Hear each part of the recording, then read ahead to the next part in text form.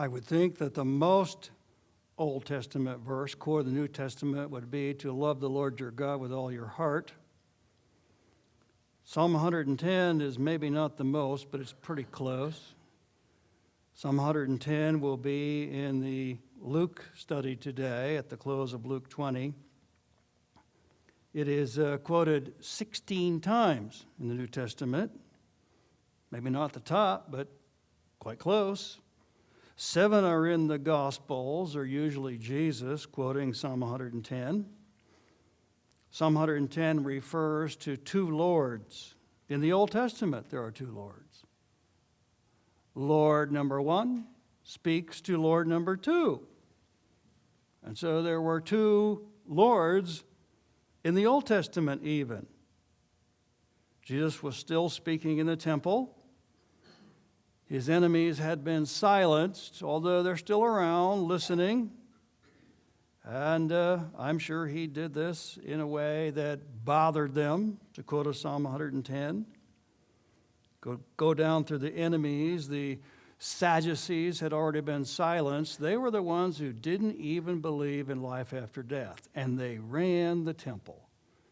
The chief priests didn't believe in life after death, didn't believe in angels or spirits.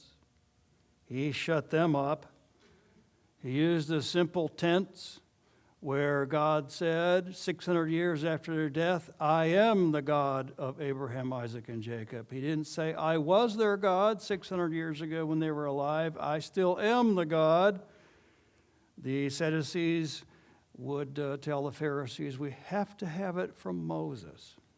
We won't believe it if it comes from any other book. It has to come from Moses. So Jesus gave them one from Moses. And the Sadducees were done questioning Jesus. So he's still talking in the temple, and he's kind of referring to them. They're not challenging him. They've been silenced. But please come to Luke 20, verse 41. Luke 20, verse 41. Then he said to them, how is it that they say the Christ is David's son? For David himself says in the book of Psalms, quote, the Lord, number 1, said to my Lord, Lord number 2, sit at my right hand until I make your enemies a footstool for your feet. Therefore, David calls him Lord. And how is he his son? Well, Christ means anointed one in Greek. Hebrew for the anointed one is Messiah, so he's talking about the Messiah. And the Old Testament did teach that the Messiah would be from David. David would be his ancestor. Therefore, he was of the royal dynasty and had a right to rule. So it is true that he would be humanly descended from David. Yet there was another aspect of the Messiah coming. And in Psalm 110, David refers to two Lords.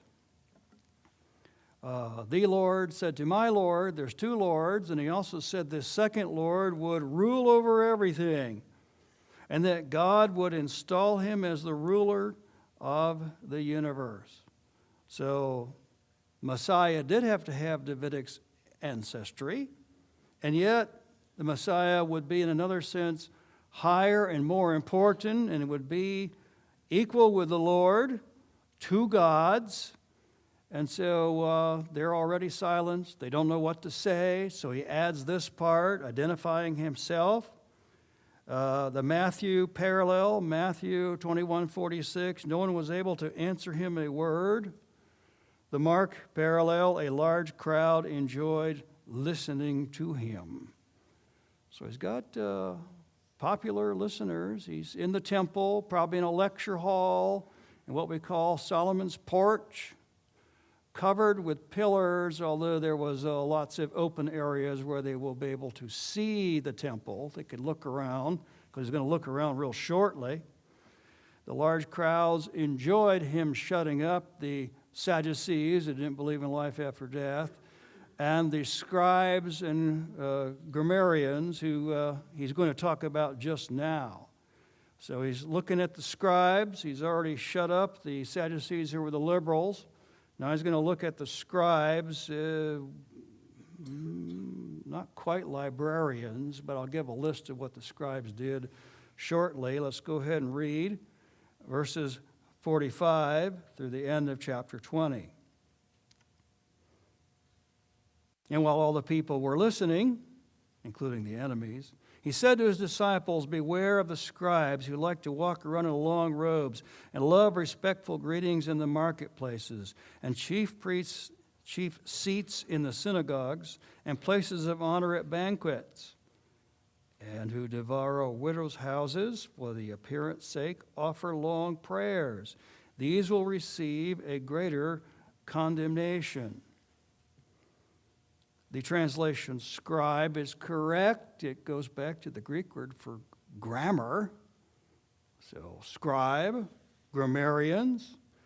Now, most of the Jewish people could read and write. Most of them went to elementary school.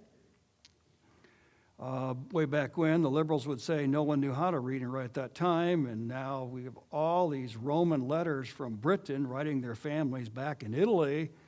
So learning how to read and write was very common. These scribes, though, they did this for a job. Did this for a living. Their full time was to read and write. They would work for political leaders. We would call them secretaries now. The king or some other person would say, "Write this and say the following things," and they would write the letters, thus scribes. They also would copy the Old Testament manuscripts. So in that sense, they were scribes.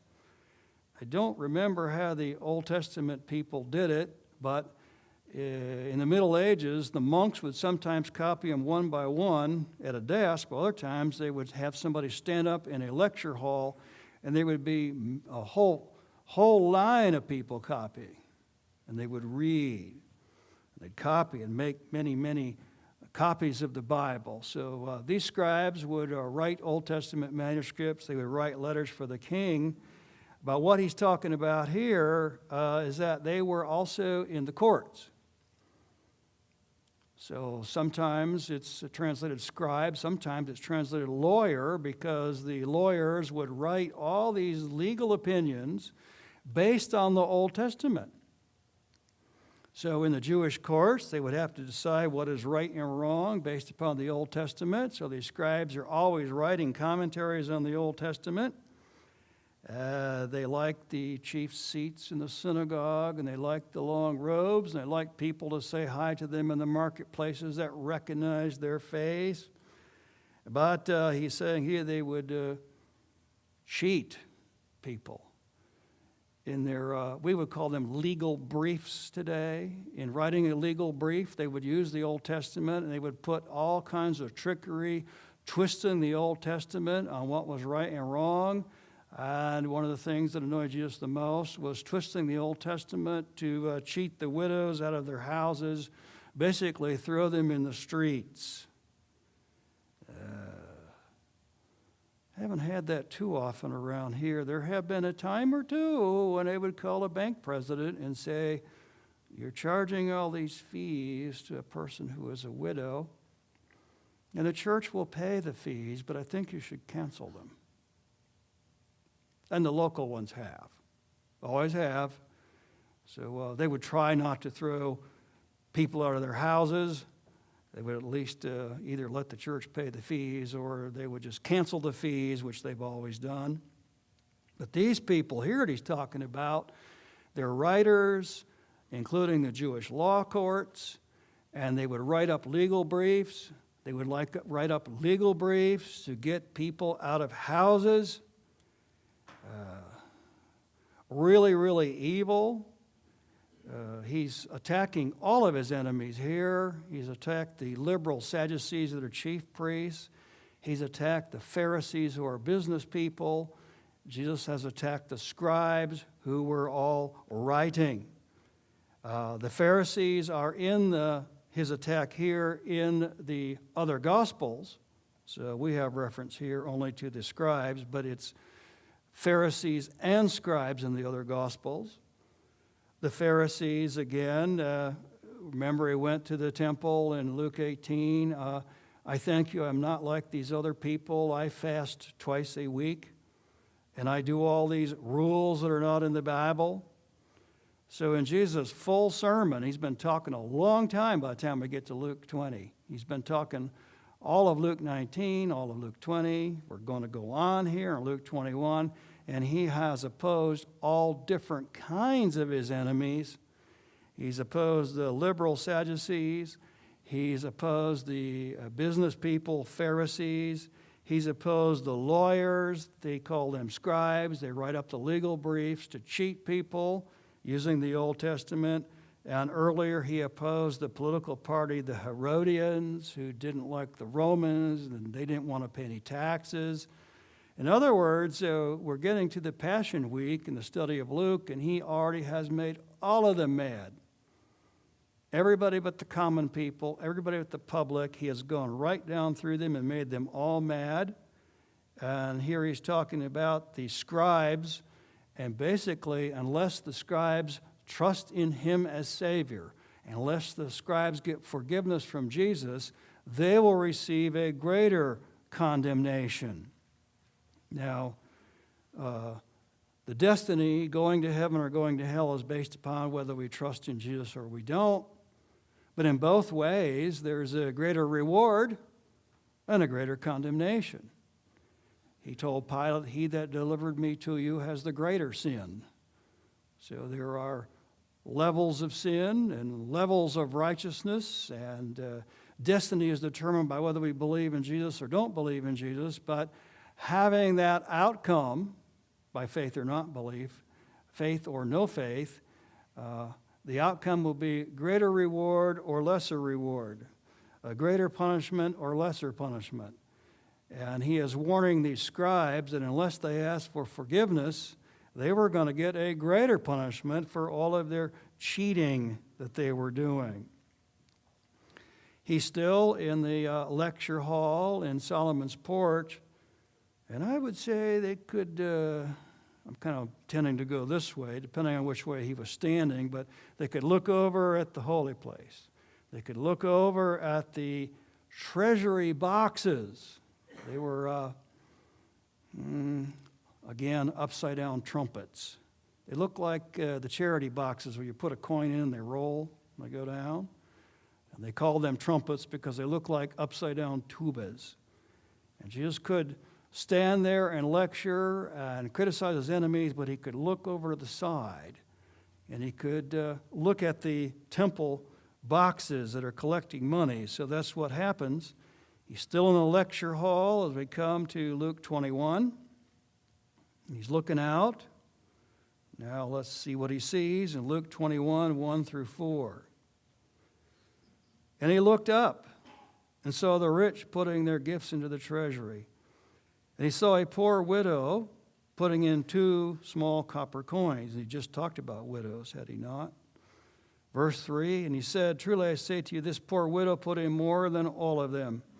For they out of their surplus put in the offering, but she out of her poverty put in all that she had to live on."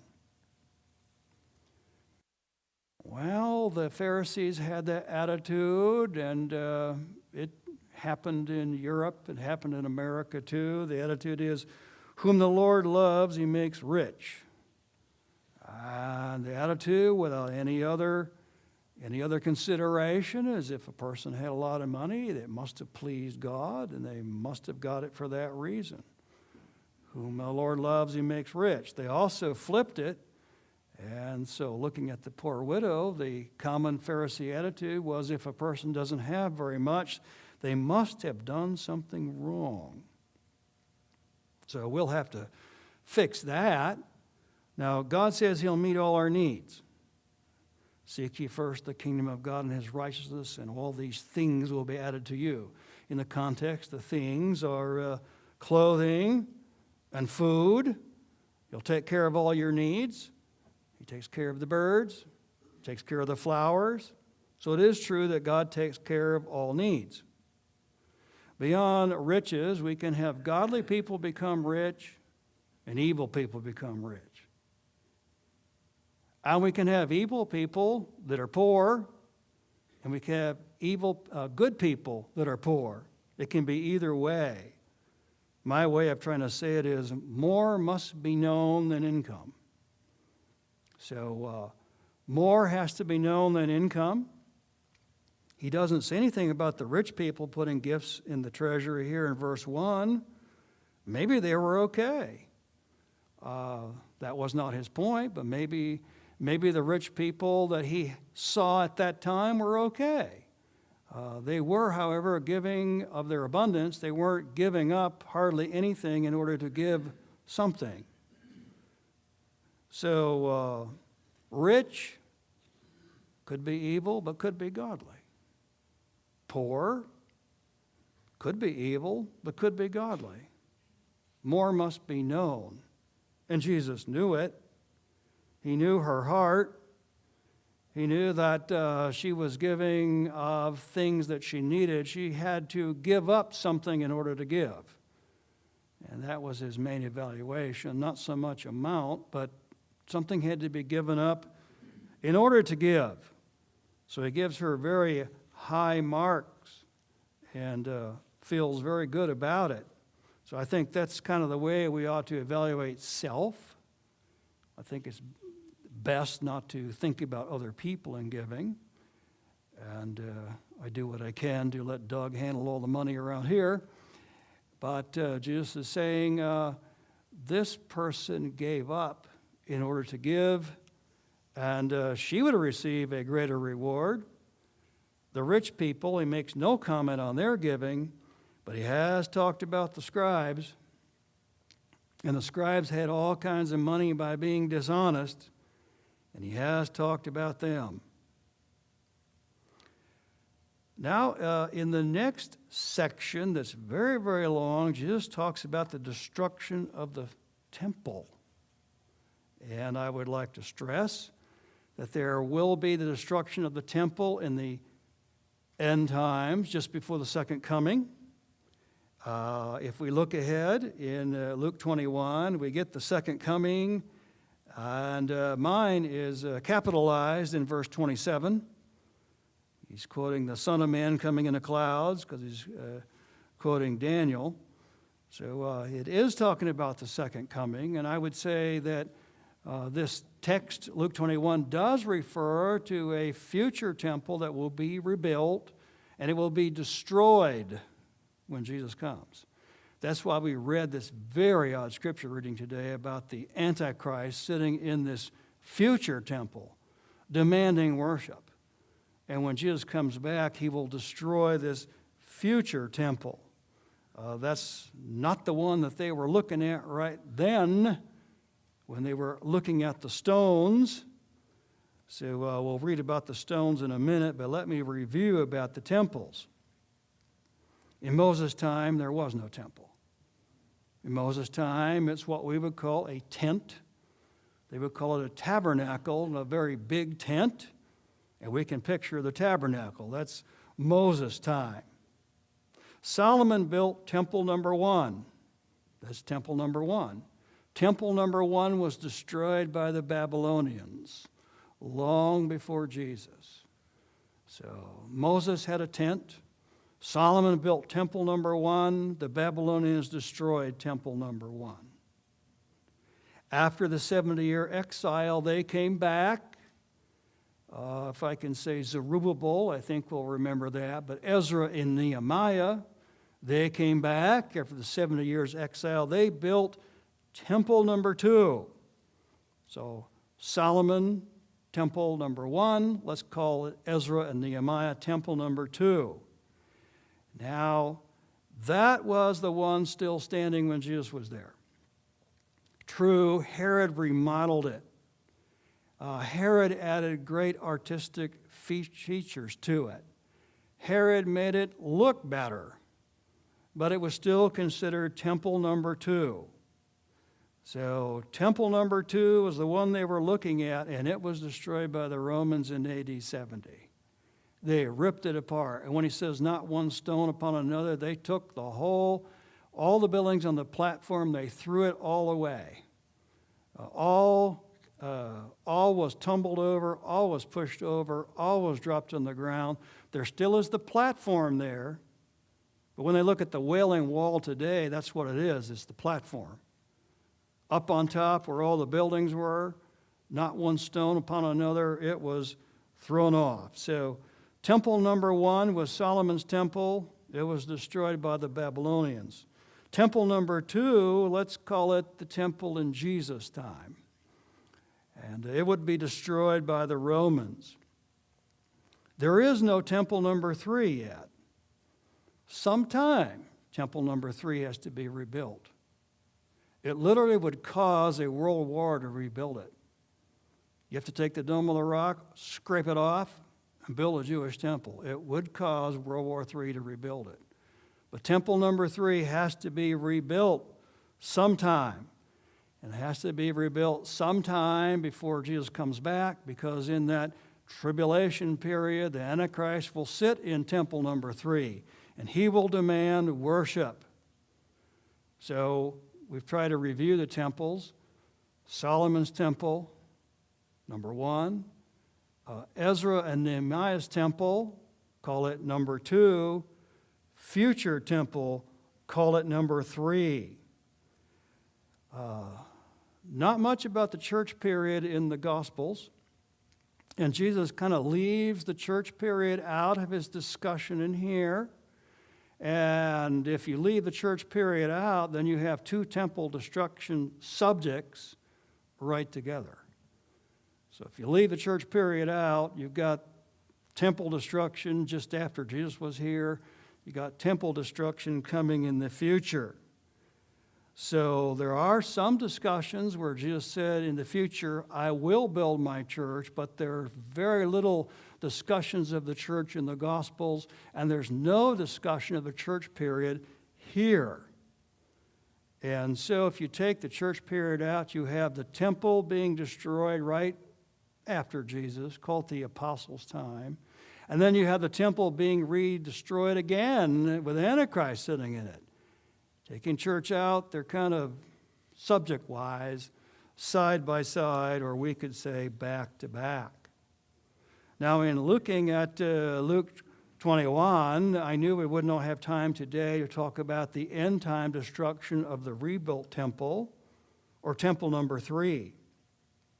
So we will leave that out, and we'll talk about the destruction in the Apostles' time in AD 70. So Jesus had already thought about that. Remember, he was riding the donkey into Jerusalem, and only Luke says he was crying. And I would guess he's going towards the north, and he's by a ridge, and he can't see the town.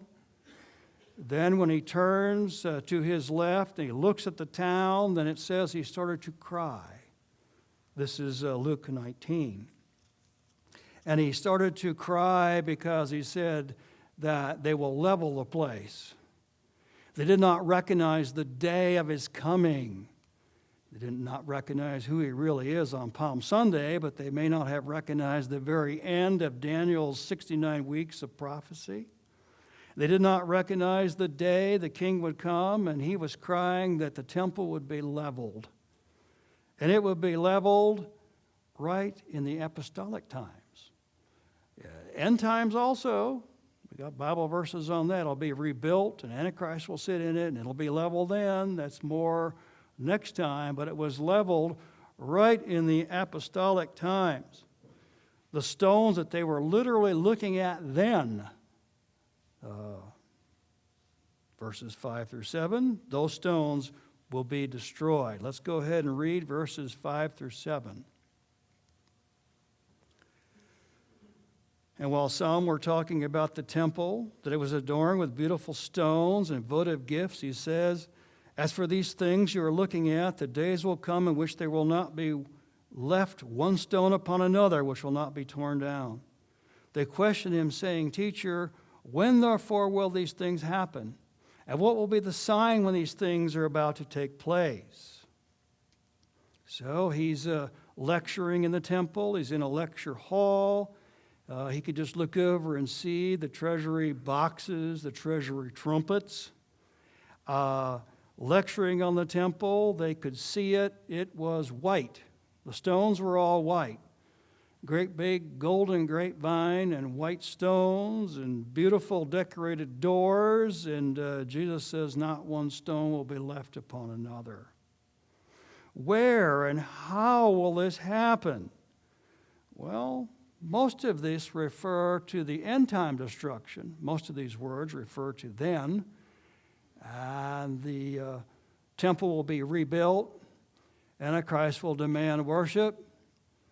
Jesus will come, and that rebuilt third temple will then be destroyed. But also he's talking about not one stone will be left upon another in the actual temple they were looking at in AD 70. So taking the church age out of his sermon, you got two temple destructions. Apostolic times, AD 70, future tribulation, just when Jesus comes back and destroys it. I would like to take his words of what I think is the destruction in AD 70. The closest to that is verse 20 through 24. When you see Jerusalem surrounded by armies, then recognize that her desolation is near. Then those who are in Judea must flee to the mountains, and those who are in the midst of the city must leave, and those who are in the city must not enter the city. Because these days of vengeance, so that all things which are written will be fulfilled. Woe to those who are pregnant and those who are nursing babies in those days. For there will be a great distress upon the land and wrath to this people. And they will fall by the edge of the sword. They will be led captive into all nations, and Jerusalem will be trampled underfoot by the Gentiles until the times of the Gentiles are fulfilled. So I think he's going to talk about both destructions in the overall sermon. Future destruction, just after his second coming, Antichrist in that rebuilt temple, and we'll save all that for next week. Here he's talking about a destruction in his time. And he's warning the Christians, when you see the armies coming, get out of here. The Romans started the war in AD 66 and destroyed Jerusalem in AD 70. It was about 3.5 years. And there was time when they could see the armies are in town and the armies are coming and it's time to get out of here. And the early Christians did get out. Eusebius is the early church historian writing in about AD 300, probably AD 335. He wrote a church history. The early Christians went out. They went to a place called Pella. And Pella is in Iowa. No doubt the Dutch people that moved to Iowa thought they were escaping Europe. And they knew about church history and they named it there. Pella is escaping a place. We think of the windows that are made there, escaping the storm. So they left. They listened to this. They remember Luke 21. When the armies came around, the early Christians got out. The Jews stayed. And by the way, maybe the book of Hebrews is telling the temple priests not to go back. That might be what the book of Hebrews is all about. Don't go back and serve in the temple. The temple's going to be destroyed. Stay with the Christians. Leave the city. Get out, like he warned them here. And they did get out. After 3.5 years, they destroyed it. Well, I don't know what all details to give. An average of 500 people a day came out. An emperor, then general, Titus, put 500 people on the crosses every day. Every day. Josephus said as high as 2,000 every day. And when he took the city, he killed everybody over the age of 17. Well, some of them did make it, but they were like the kids they could use as slaves. The rest of them, he killed a lot of them. We're not going to get the numbers right. Josephus said 1.1 million. Everybody thinks that can't be 1.1 million. I guess hundreds of thousands. The Romans were going to kill more people than are in Amarillo. Every last one of them. They tracked them all down. If they were hiding in tunnels, they would kill them, but they found 2,000 starved people in tunnels. Well, we could do more on Josephus. Josephus was a Jewish general, by the way. He was a Jewish general fighting the Romans. When they captured him and made him a prisoner, then he wrote these history books to try to preserve the history of Israel, including mentioning Jesus and John the Baptist and James, Jesus' half-brother. And so the Christian teaching is in Josephus, but he's mainly talking about the temple being destroyed. Not one stone upon another, just flattened. And you are lucky we're running out of time, because what I'm doing here then is none of the Gospels have the temple destruction in them. Therefore, you ask the question, when were the Gospels written? All of them before AD 70. There's no gospel destruction in Matthew, Mark, Luke, or John. No gospel destruction in any of them. So take Matthew, for example. If you're bringing a gift in the temple and your brother has something against you, go leave and be reconciled to your brother. Do you pay the temple tax, Jesus? Yes, go catch the fish. All of the comments in the Gospels assume the temple is still operative.